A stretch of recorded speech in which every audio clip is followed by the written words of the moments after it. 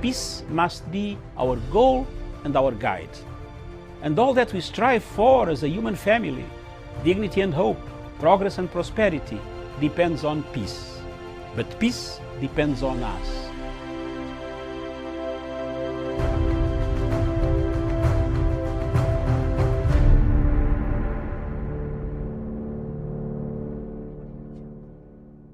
Very good afternoon to you, and thank you so much for joining us this afternoon. About 4 minutes past 3 p.m. here in Nairobi. I trust that you're well wherever you're watching us from.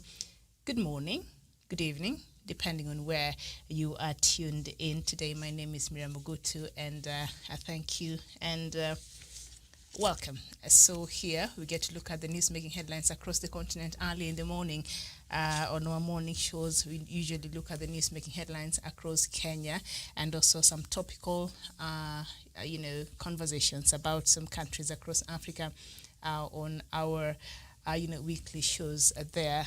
So let's just get into it. We have so much to talk about, especially from Ethiopia. The Tigrays today, they went on with an election against what the government of Ethiopia there had advised. So we have a lot to talk about, and we shall look more into that so that you're able to understand what's really happening there in Ethiopia. But first, let's start with Rwanda, where Rwanda genocide suspect Charles Ndereyehe was on Tuesday evening arrested by police at his house near Netherlands capital Amsterdam. His political party has said the Rwandan government had in 2010 issued an international arrest warrant for Mr. Ndereyehe on charges of organizing killings in the genocide. An estimated 800,000 Rwandese were killed in the space of 100 days between April and June 1994. Mr. Ndereyehe, who is 70 years old, is an active member of FDU and also a critic of Rwandan government. He has been living in Netherlands for more than 15 years, and during the genocide, he was the head of government's agricultural research institution located in South Rwanda. And then we head over to Sierra Leone, where a special court in Sierra Leone has rejected a bid by convicted former Liberian President Charles Taylor to be moved from a British prison, citing coronavirus risk. AFP News has reported Taylor had said the coronavirus pandemic in the UK was a big threat to his life and wanted to be moved to a safe third country. The agency added the residual special court for Sierra Leone said he had not specified which countries he considered safe. The court added that the World Health Organization had not declared any country safe from COVID-19, and Taylor was sentenced to 50 years in prison by a UN-backed war crimes court at The Hague. He was found guilty of aiding and abetting rebels in Sierra Leone during the 1991 to 2002 civil war. So, former Liberian leader there, Charles Taylor, wants to be moved to a safe third country. So he wants to come back to Africa, I suppose. He's saying the jails there in the UK, his life, he has one life, right? His life is in danger because of the threat of COVID-19. If you know, the figures there has risen there in the United Kingdom. So they're quite interesting. And then we go to Sudan, where the United Nations has warned that the humanitarian situation in Sudan is worsening with further heavy rain and flooding expected in the coming days. The government has already declared a state of emergency, and the United Nations says the supplies needed to respond to the crisis are running out. Weeks of torrential downpours have led to flooding in all but one of Sudan's 18 states.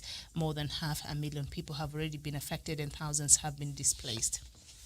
And then we go to Mozambique, where Amnesty International has urged the Mozambican government to launch an independent investigation into allegations of torture linked to operations of its security forces in the gas-rich northern province of Cabo Delgado. The non-governmental organization said it had verified gruesome footage and photos from the region showing crimes against detainees. Now the materials show the attempted beheading, torture, and other ill treatment of prisoners, it said. They also showed the dismemberment of alleged opposition fighters, also possible extrajudicial executions, and the transport and discarding of a large number of corpses into apparent mass graves. The report added And then we move to Ethiopia, where polls have opened to elections in Tigray in northern Ethiopia in defiance of federal authority threatening to deepen a political crisis in Africa's second most populous country. Now, Tigray People's Liberation Front, which dominated Ethiopia's politics for decades, warned of escalating unrest if the current ruling coalition tried to obstruct the regional poll. And of course, our Prime Minister Abiy Ahmed has downplayed the significance of the polls, saying the TPLF has an extended mandate to stay in power, according to a decision by Ethiopian Upper House of Parliament in June. This is after national elections were delayed due to the coronavirus pandemic. He said the current elections would not make any difference on that decision. He also reiterated that his government will not seek military confrontations with the state. We head over to Chad, and the media regulatory in Chad has closed down 12 publications accusing them of breaking the law. 5 French-language weekly newspapers and 7 Arab dailies have been suspended for at least 3 months. The authorities said the publications had failed to meet requirements that senior staff were trained in journalism and had at least 3 years of higher education. Chad's Human Rights League described the suspension as a shame for the country. And then we head over to the talks that have been happening about Libya there in Morocco. And Moroccan brokered talks between Libya's 2 rival administrations have led to agreement on the end for a compromise, on a need for a compromise. The 2 parties hope to secure positive and concrete results that will clear the way to achieve the process of a comprehensive political settlement, and that is what the Libyan High Commission Council of State said. The meeting was held at the initiative of Rabat, which had hosted peace talks in 2015 that led to the creation of a United Nations recognized government there in Libya. And then we go to Mali, where Malian jihadist police chief Al-Hassan Abdul Aziz, who is 42 years old, was tried on Tuesday by the International Criminal Court for unimaginable war crimes committed against humanity. Unimaginable war crimes. What kind of crimes are these? Okay. Now, including direct and personal involvement with sexual slavery, severe corporal punishment, dismembering and torture when the region was under Islamic military control in 2012 following the Tuareg uprising in the volatile north. Al-Hassan is the second Islamist extremist to face trial at the ICC for the destruction of Timbuktu shrines following a landmark 2016 ruling at the world's only permanent war crimes court. ICC Chief Prosecutor Fatou Bensouda told the court that Al-Hassan admitted to Timbuktu residents living in terror during his group's occupation. Now, the fabled shrine cities seeing tombs be rebuilt upon the expulsion of the jihadists, and we know this matter, the extremism groups, activities in Mali is just one of the reasons why Malians took to the streets to protest against now ousted President Ibrahim Boubacar Keïta. Sorry. And then still staying with Mali, and ECOWAS has issued an ultimatum to the military junta, which has taken over power in Mali. During a meeting in Niamey, Niger, the West African leader said that they are determined to get the military junta in Mali to respect a timetable to appoint a transitional president and prime minister among civilians. Now, Jean-Claude Bro, the president of ECOWAS Commission, added that with regard to the situation in Mali, the conference reaffirmed its determination to ensure a rapid return to constitutional order in the country with a political transition led by a civilian president and prime minister for a period of 12 months. He maintained that the transitional president and prime minister must be appointed no later than September 15th, 2020. Today is what? Today is 9th. So how many days have they given this military junta to get on with having a president and a transitional president and a prime minister?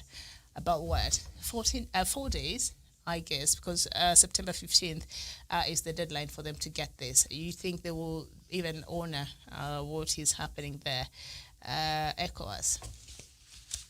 Let's wait and see. We shall be here counting those days to the 15th of September and see if at all the military junta there in Mali will even listen to what ECOWAS leadership there is saying. And speaking of which, we go to Nigeria, and Boko Haram jihadists killed 10 civilians in attacks on 3 villages in restive northeast Nigeria. Local authorities there said on Monday.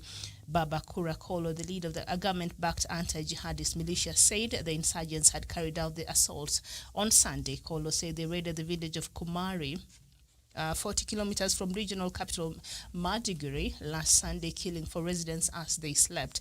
The attackers did not use guns so as not to attract troops in a nearby town, as said another militia member, Ibrahim Limam.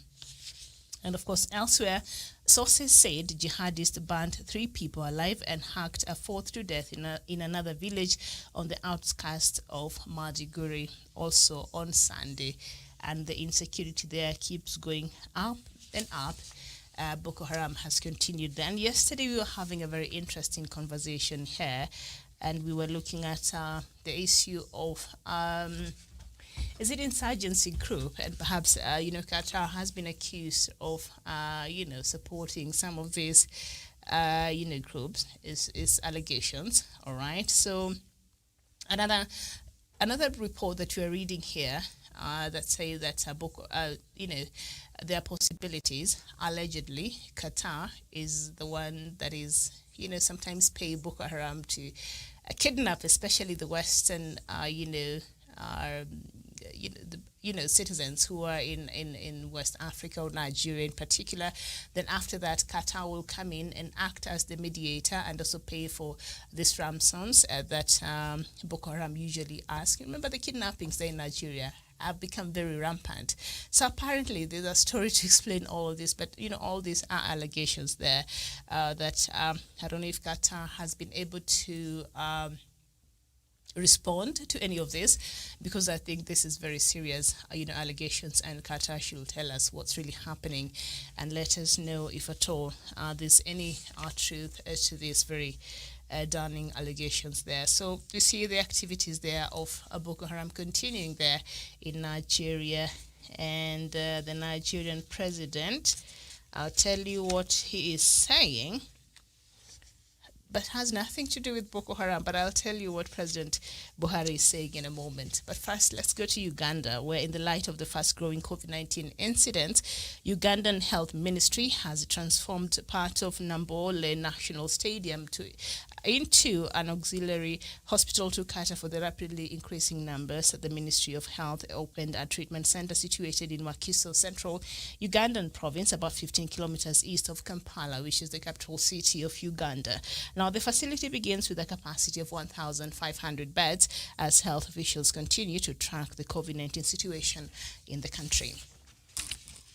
And then we go to Zimbabwe, where anxiety and confusion has gripped Zimbabwe's black farmers after the government said it will return land to some white farmers who were kicked off their land under former President Robert Mugabe. Authorities are seeking to reassure settled black farmers in what some fear may be a reversal of land reforms. Back in July, Zimbabwe's government signed an agreement with the union to pay $3.5 billion in compensation to white farmers who lost their land, although it remains unclear how the government of Zimbabwe will raise such amount of money. And then we head over back to Mali, and hundreds of people demonstrated in Mali's capital, Bamako, yesterday in support of junta that has seized power in a coup, as debate rages over the time frame for country's return to civilian rule. Months of protest over the simmering jihadist insurgency, bloody ethnic violence, and endemic corruption in the country boiled over when rebel troops arrested president and took control on August 18th. Then protests were led by an opposition coalition called the June 5th Movement, and a new group calling itself the Popular Movement of September 4th organized the rally in Bamako on Tuesday. And then we go to Cameroon, where Cameroonian villages along the Nigerian border need humanitarian aid after deadly Boko Haram attacks displaced at least 7,000 people. Authorities and rights groups say villagers have been fleeing their homes since early August because of attacks which killed at least 22 people and wounded 29. Several humanitarian groups, including the United Nations Food and Agricultural Organization, handed out some goats and bags of rice, among other goods, to more than 100 people gathered on Monday in a town of Mora. And of course, there are so many people there who are now facing a humanitarian crisis. And then we go to Nigeria. Back to Nigeria, and Nigeria's President Muhammadu Buhari has called on West African leaders to stick to their constitutional term limits. This is what President Buhari said. It is important that as leaders of our individual member states of ECOWAS, we need to adhere to the constitutional provisions of our countries, particularly on term limits. This is one area that generates crisis and political tension in our sub-region. You know, I really don't agree with President Buhari in a couple of things, but I think on this one, I think I totally agree with President Buhari there on what he's saying about especially member states there in ECOWAS. When you look at the coups that have been happening and the turmoil and the political crisis that we see in a few of these countries that are being caused by leaders who just refused to obey the constitution of the countries that they swore, the constitution that they swore to protect there, and so necessitating what appears to be a constitutional cause to change the term limit as per the constitution, and and extend their terms there. So the comments follow decisions by Ivory Coast President Alassane Ouattara and Guinea's President Alpha Condé to run for third terms in their respective countries. President Buhari's comments were made during an in-person summit of leaders of the regional bloc, the Economic Community of West African States, that is ECOWAS, held in Niamey, the capital of Niger. President Ouattara's decision to run for a third term following the sudden death of his preferred successor triggered protests in Ivory Coast. His critics say the move is unconstitutional. Now, violent protests have also been witnessed in neighboring Guinea, where 82-year-old President Alpha Condé is seeking a controversial third term in August. The one-day ECOWAS summit on Monday was attended by eight heads of state, including the presidents of Ghana, Senegal, and Burkina Faso. And then still in Nigeria, a Nigerian president, Muhammadu Buhari, on Tuesday revealed that at the heat of bloody clashes between herdsmen and the farmers in Nigeria, the United States President Donald Trump once asked him why his government was killing Christians. Buhari said this in his closing remarks at a two-day ministerial performance review retreat held at the presidential villa in Abuja. That was yesterday. At one point, the president digressed from his prepared speech and narrated his encounter with Trump on the bloody clashes. He said he managed to explain to the American leader that the clashes were not about ethnicity or religion, but rather, I don't know what he said, what those clashes were about, but he said that not about ethnicity or religion, all right? And then we end with some news that touches on Biafra, and the former Abia State Governor Senator Orji Uzo Kalu has said he has what it takes to bring Nnamdi Kanu back to Nigeria and to convince him to drop the agitation for Biafra. The lawmaker said he only needs the permission of President Muhammadu Buhari to carry on the task. Kalu, in a statement he signed and made available to reporters in Abuja on Tuesday, said he is the leader of the indigenous people of Biafra, that he is the leader of the indigenous people of Biafra, IPOB, and so they will listen to him. The Senate Chief Whip said in reaction to the recent altercation between members of IPOB and security personnel in Enugu State, the former governor stressed that he is a believer in one Nigeria and believes that people of the country are so entangled with each other that no one should be talking about separation. According to him, what Nigerians need to do now is focusing on taking advantage of the country's population to build a stronger economy. And this is what is quoted as saying, "If the federal government permits me, I will go to the United Kingdom and negotiate with Nnamdi Kanu to return to Nigeria. I will also convince him to drop the agitation for Biafra because our people don't need it. That is what Kalu said. He maintained that what is needed at this point is a united Nigeria, and that will allow different cultures and tongues to live peacefully in any part of the country. So let me know how you feel about those comments there by Senator Orji Uzo Kalu. That is the former Abia State governor, and now he is the Senator Orji Uzo Kalu. They're saying he has what it takes and he can absolutely bring Nnamdi Kanu home, and he can convince him to stop the agitation for Biafra because according to him, what Nigeria needs is a united country, and that Nigeria is better off as a stronger a stronger Nigeria is better when everybody is together. So he's saying that that a country's population, when they're together, they can be used to build a stronger economy. And so he's saying that he will convince Nnamdi Kanu to drop the agitation for Biafra because our people don't need it. So that is what the former Abia State Governor, Senator Orji Uzo Kalu there, he said to have, that is what he said. He does not find a need for people to want to secede. Instead, he feels that Nigeria is better and stronger when everybody is there. All right. So Anthony Kings Kennedy, you're saying don't mind that man. He is on his own. Okay. But he's saying, Anthony, thank you for watching. He is saying that given an opportunity, he needs a green light from President Buhari so that he's able to go to the United Kingdom and convince Nnamdi Kanu to come back to Nigeria and to stop with this agitation for Biafra. He's saying there's no need for it. He's saying our people don't need it. I don't know when he says our people, I don't know which people he means, but he's saying our people don't need this agitation.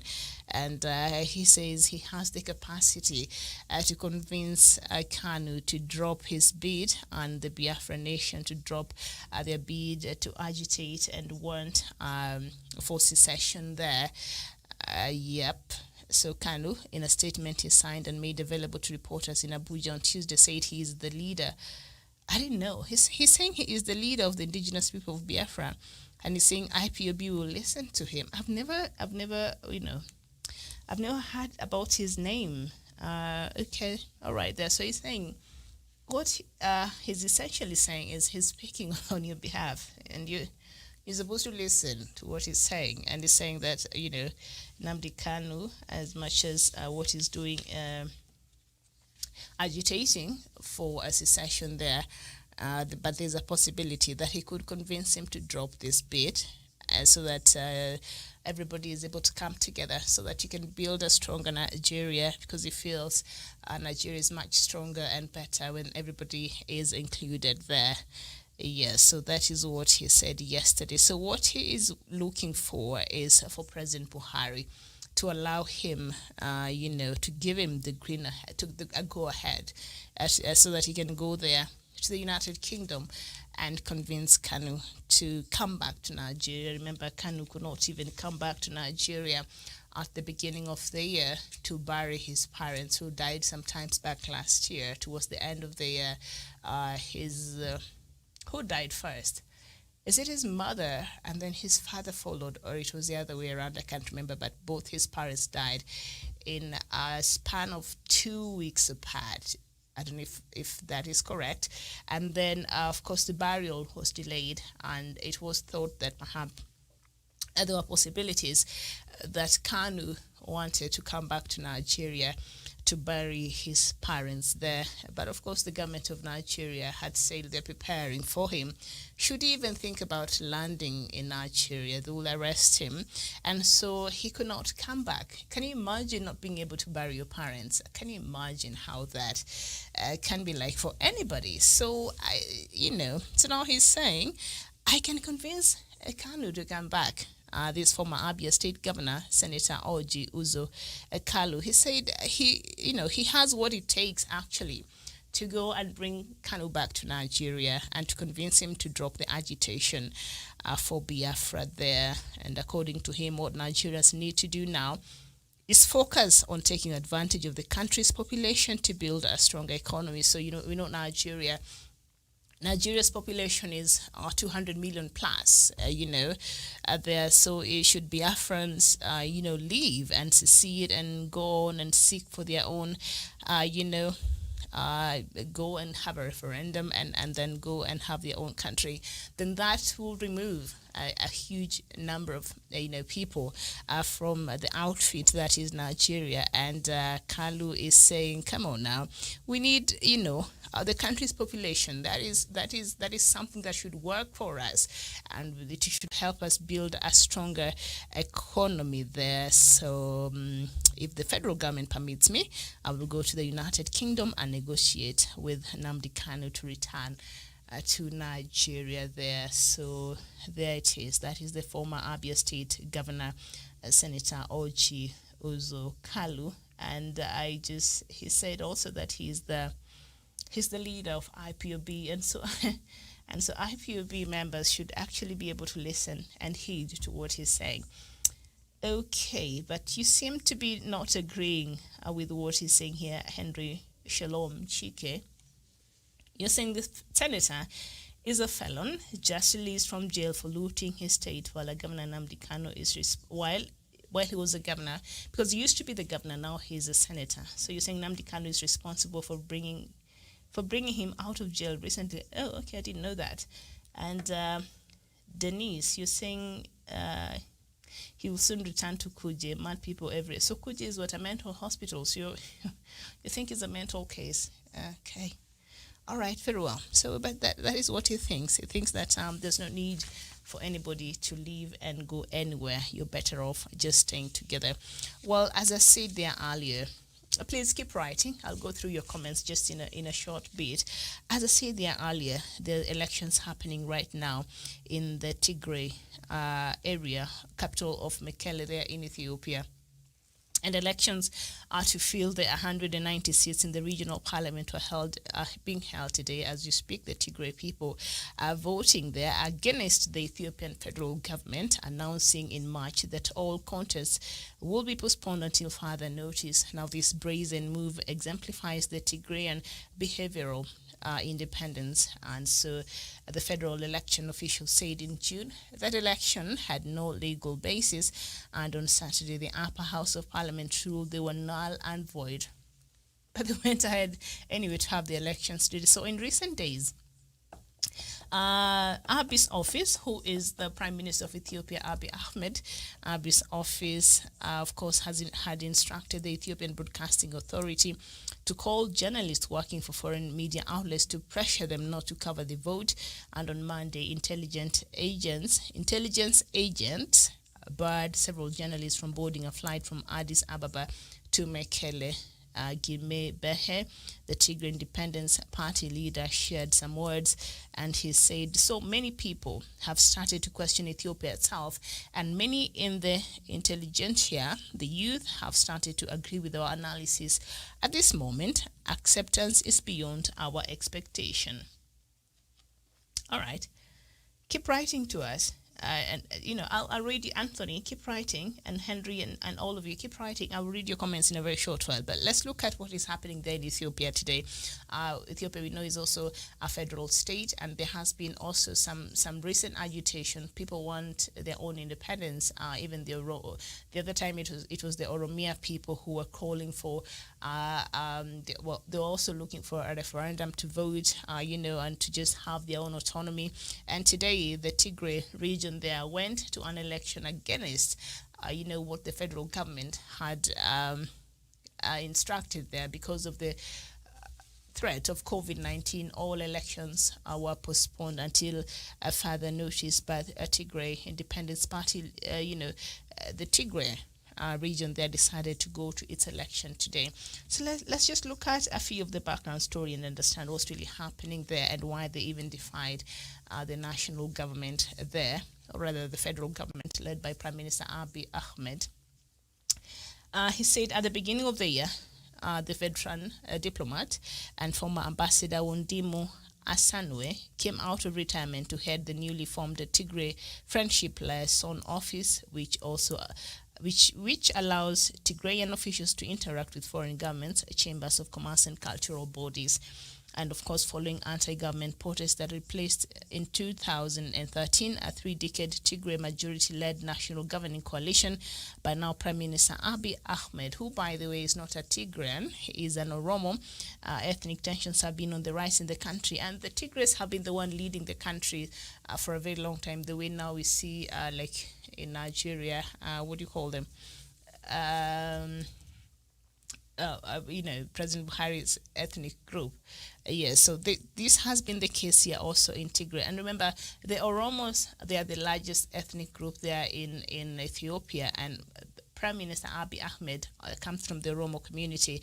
But in the longest governing, in Ethiopia, the Tigrays have been the ones at the helm of, the ruling party there in the country. So the Oromos, of course, being the largest ethnic group in Ethiopia, accounting for about 34% of the population there, numbering about 37 million.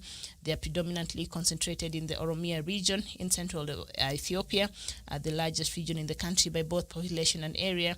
They speak Afan, Oromo, and the official language is Oromia. Now, the reason why even there has been some chaos in Oromo, or now we see in Tigray, is I think this just similar agitations like we see now in the people of Biafra wanting to secede. We see the people of Amazonia want to secede. And now we see these agitations that have been going on in different parts of Ethiopia. They just have a common underlying factor, and that is, number one, the abuse of human rights, and also the marginalization. Like the trend, it's just the same thing. That these people, they agitate, and the agitation is just advised by some of these very fundamental things they feel they should be enjoying for their government, but instead there has been a systematic denial of some of these very important and basic rights as a citizen of a country. So, of course, in December 2009, a 96-page report titled Human Rights in Ethiopia Through the Eyes of the Oromo Diaspora, compiled by the Advocates of Human Rights, documented human rights violations against the Oromo in Ethiopia under three successive regimes: the Ethiopian Empire under Haile Selassie, the Marxist Derg, and the current Ethiopian government of the Ethiopian People's Revolutionary Democratic Front, dominated by members of the Tigrayan People's Liberation Front. So these Tigrayan people, they had been in power for a long time.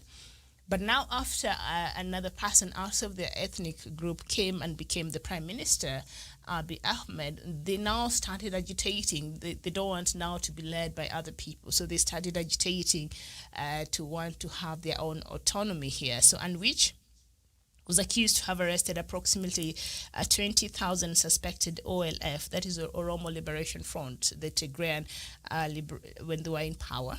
All right, so they were accused of arresting OLF members, to have driven most OLF members into exile, and to have effectively neutralized OLF as a political force in Ethiopia. And in Kenya here, we just have all convergence of a lot of refugees from so many countries. And there's a section of in the city where you'll just find just Somalis there. They've taken over. They've established themselves, and also just close by a lot of Ethiopians and also Eritreans, and we see majority of them are from the Oromo community, which for a long time had been marginalized, being the largest community there in Ethiopia, accounting for 34.5% of the population. Can you imagine? Yeah. So now, according to the Office of the United Nations High Commission for Human Rights, the Oromia Support Group recorded 594 extrajudicial killings of Oromos by Ethiopian government security forces and 43 disappearances in custody between 2005 and 2008 August. And of course, some have blamed the rise in ethnic violence in the Oromia Special Zone surrounding 15 to the Prime Minister Abiy Ahmed for giving space to groups formerly banned by previous Tigrayan-led governments such as the Oromo Liberation Front. So Prime Minister Abiy Ahmed, after coming to power, this year I think he celebrated 1 year in office, sometimes back in April.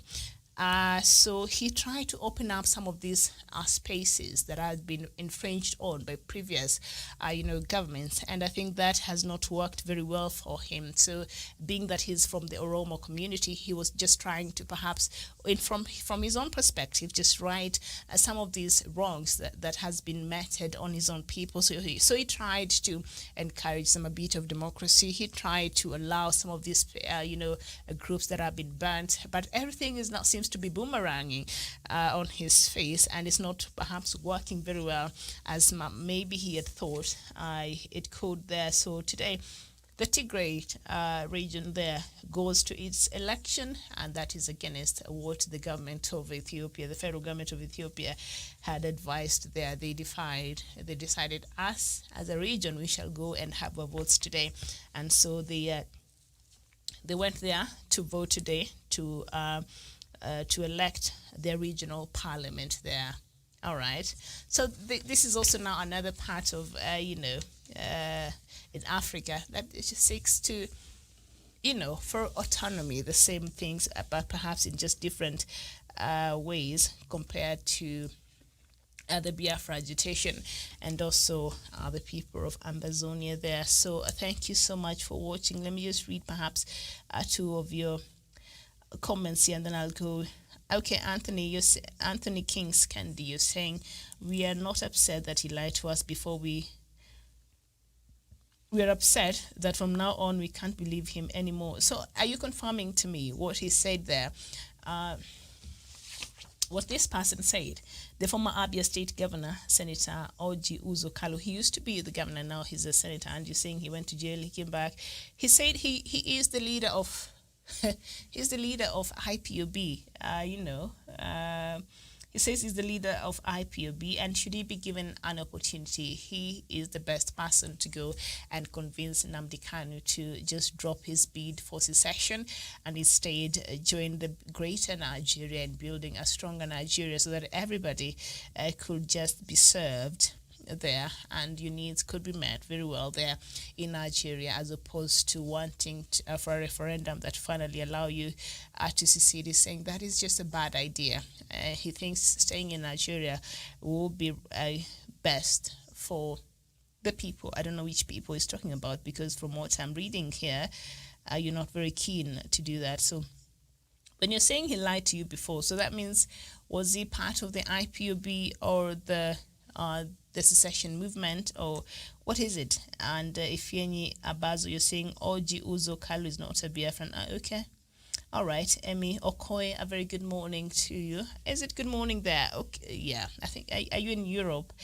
All right. Because it's an afternoon here, about 20 minutes to 4 p.m. here in Nairobi, or East Africa, to be particular. And Henry, you're saying Punchline need to do their research. Buhari is dead, died in 2017, buried in Saudi Arabia.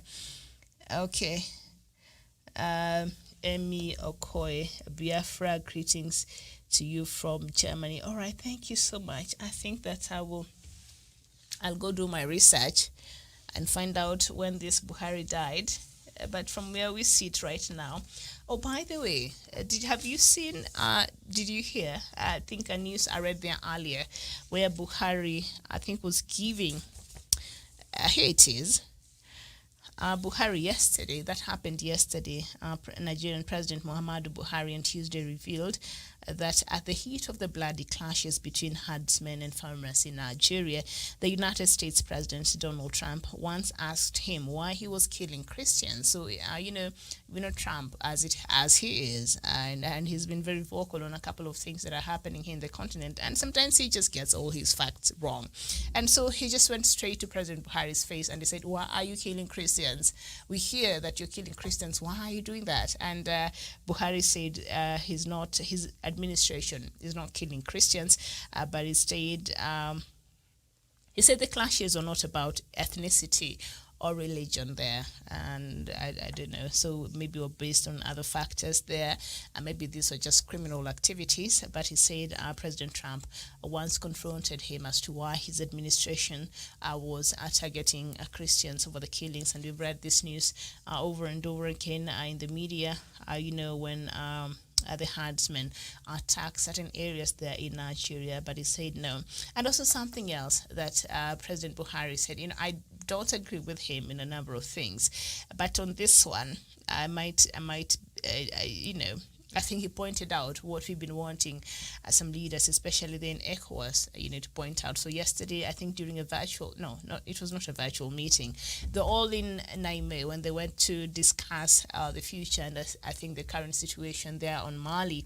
And he said that he called on West African leaders to stick to their constitutional term limits. And he said it is important that as leaders of our individual member states of ECOWAS, we need to adhere to the constitutional provisions of our countries, particularly on term limits. This is one area that generates crisis and political tension in our sub-region, which I think it's important. This is something that we've talked about over and over again, the need that a lot of African leaders find to just want to stick to office even after they have served their constitutional terms. Instead of leaving, instead they want to change the constitution, mutilate it so that they're able to just fit their own, to serve their own personal interests, which I think just goes to kill the spirit of democracy, and it's just puts a lot of countries in crisis here. It's quite interesting that it's coming from President Buhari, knowing that he has so much to deal with back home, especially these insecurities now. I had two stories of people over the weekend and on Monday there, a couple of places where Boko Haram bring terror and murdered people and caused a lot of mayhem. And I would like for him to come out. I think I've been on his neck about this case, for him to come out and just address this issue of insecurity in Nigeria, and next time they meet, the ECOWAS leadership should castigate him for his lack of will to deal with Boko Haram there in Nigeria, the same way he's telling them now, listen, the leadership of some leaders here in ECOWAS are notorious in violating the constitution in as much as they don't want to observe the term limits, and so this is a source of crisis and political tension in that part of the world. But also next time they meet, or even they should tell him now, okay, Boko Haram is becoming a problem in a lot of ECOWAS countries, so can you please deal with it from home, because that is the safe haven of Boko Haram there in Nigeria, so that we are able to have concerted efforts and we're able to bring this insecurity under control. And so that's quite interesting, because as we speak now, two West African countries are facing that crisis, and that will be Ivory Coast. President Alassane Ouattara, whose second term ends this year, and so against the constitution of Ivory Coast, decides to go for a third term. And also President Alpha Conde, who also changed the constitution after his term was ending this year, he decided he's going to run again. And so these are just things that it's good if they can hold this leadership to account, but also can they also address some of the issues that are important, especially when it comes to the matter of insecurity that really has plagued the ECOWAS nation up there in the Sahel region. And now we see when they get in touch with what we see in East Africa, although right now it's a bit on the down low, except for Somalia. In Kenya, we don't see those attacks as much. I think our intelligence, upped its game, and so we are able to detect a lot of things before it happens. So that is a good thing. So President Buhari there has not done much in regards to fighting and addressing the issue of the insecurity there in Nigeria. But I think it's important that somebody there from ECOWAS came out and pointed out, the obvious, and it will be interesting that it's coming from Nigerian President Muhammadu Buhari. I'll see you tomorrow. Innocent Oduye, you're saying Ojiuzo Kanu is a Fulani man, is he? All right, but why is he calling himself the leader of Biafra? Yeah, he said he's the leader of IPOB. So because he's the leader of IPOB, then you're supposed to listen to what he's saying. And he's saying that he has the capacity to go and convince Kanu to come back to Nigeria and to stop the agitation of Biafra, because he's saying Nigeria is better off when its whole population is together so that they can build a strong economy. And also he's just saying, seceding will not be very good for the people there. So I don't know what people he was referring to. All right. So I'll see you here tomorrow. Thank you so much for watching. God willing. All right, my name is Miriam Agoto. A very good afternoon to you.